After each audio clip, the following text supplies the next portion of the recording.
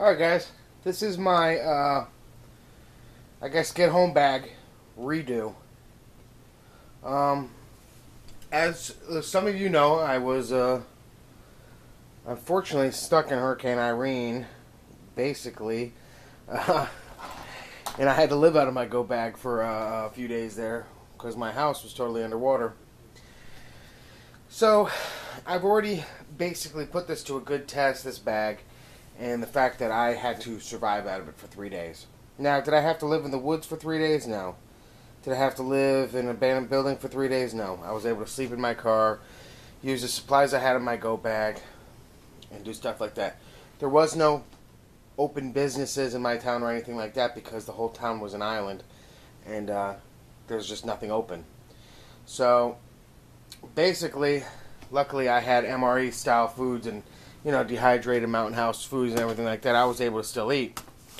And I was able to, basically, I was doing fine. I had some bottled water in my car and this and that. And I just spent my time walking up and down the train tracks watching the flood. And I had a lot of great video. I had like over 2 hours of video on Hurricane Irene that was up on YouTube that got deleted. But it was really, really good video. So, but I just wanted to go over my get home bag and what I use. Now, this bag might change.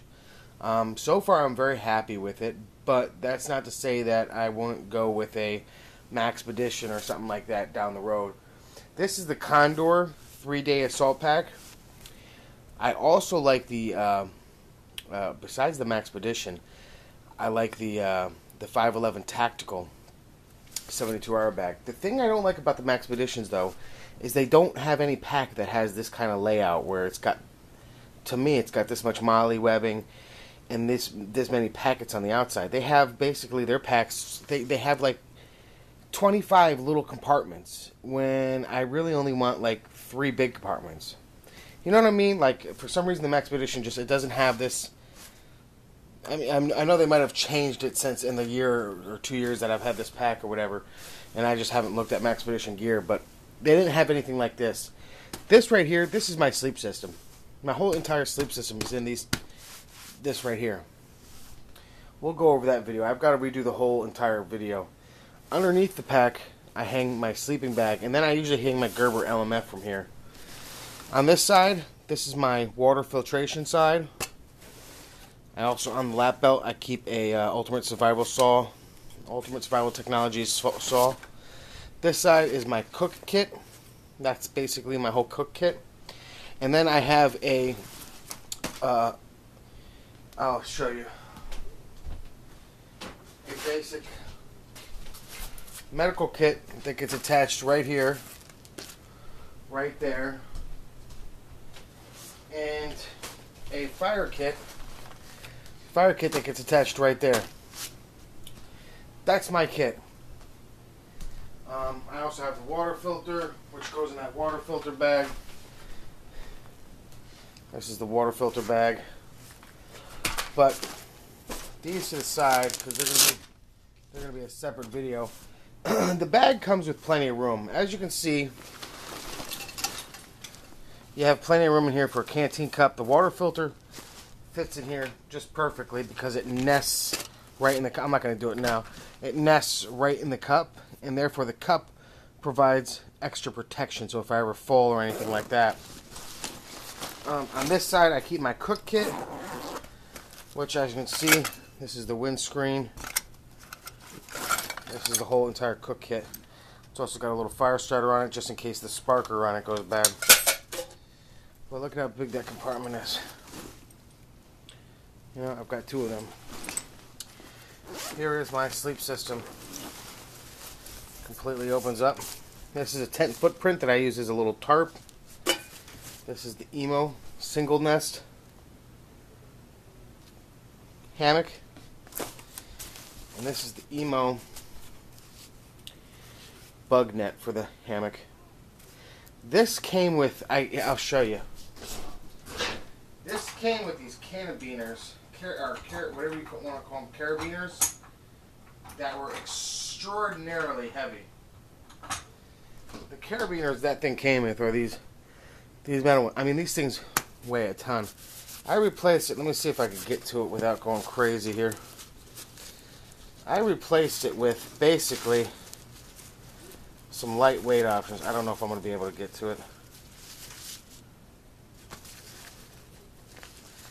I might not be able to get to them.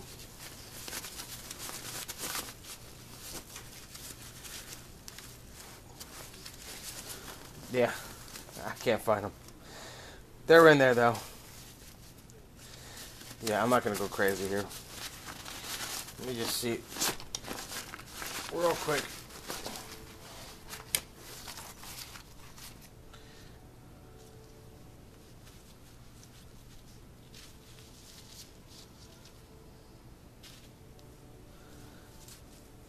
Yep.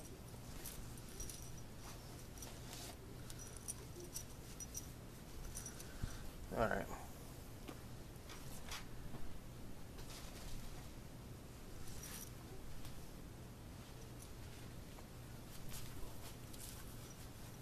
Hold on, guys. I gotta figure out where I put them now. Oh. I'm an asshole. I put them in this bag.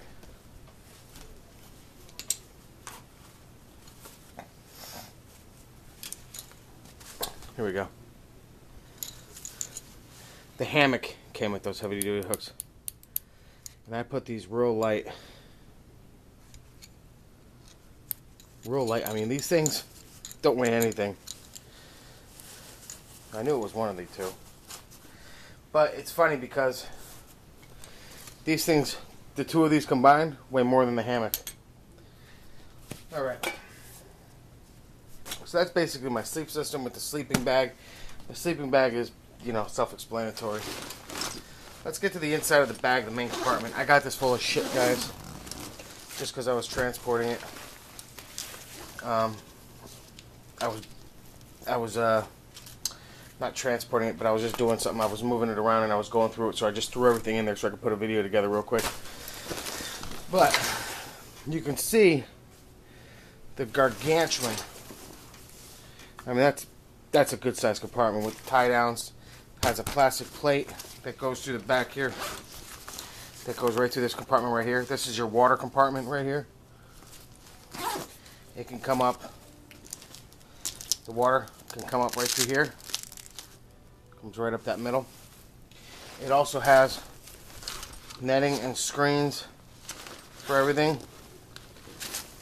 And then the next compartment is going to be this one right in here. This is my more administrative one. I've got a bunch of Write in the Rain stuff. I got Write in the Rain notepads. I've got the big Write in the Rain book.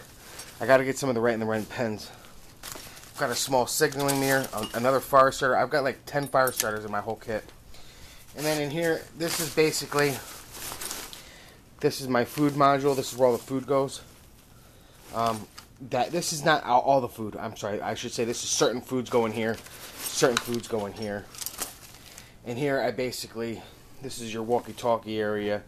Everything, you know, battery compartment, everything like that. Anything administrative that you could think of. Safe key. This isn't for my gun safe. This is actually for, I'll show you. It's just for these. I've got a bunch of these, and they all require the same key.